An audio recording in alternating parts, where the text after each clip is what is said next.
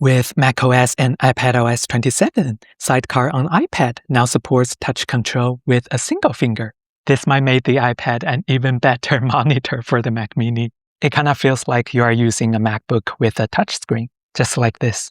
You can use the keyboard from macOS, or you can use the floating keyboard from Sidecar. It's pretty smooth, but the refresh rate is still max at 60 Hz. For most UI elements right now, they are pretty large, so it's kind of easy to reach. Welcome to DubDub Daily. It's day 2 of WWDC 26, and we are just getting started. I'm Laura. But obviously, when you're going to get started, you'll Try some other apps.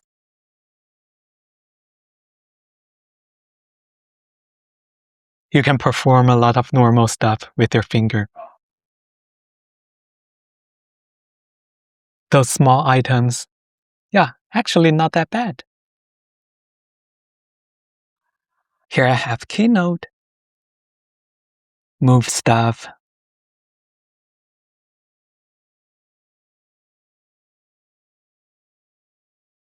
here I have Pixelmator Pro,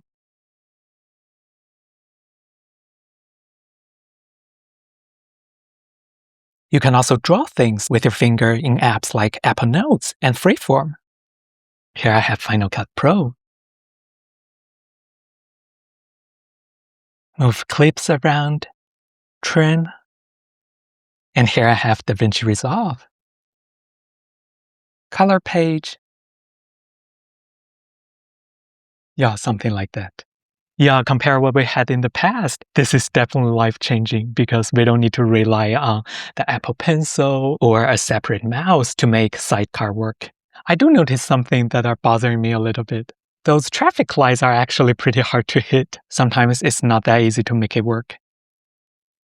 And those small list items, sometimes it's a little bit hard to hit. Yeah, sometimes it's like this, but sometimes it just works perfectly. I don't know what is happening. When it's not working, I can long press and just hit open, or I just make it into icon and do it this way. And some tiny little things are also pretty hard to grab. It's probably going to take you a while. Talking about other things, they are still pretty much the same with the previous version. To enable Sidecar, you'll need at least a physical monitor or creating a virtual screen. And then the Sidecar still doesn't deliver audio. The sound will still come out from your Mac or your headphone if you're using them.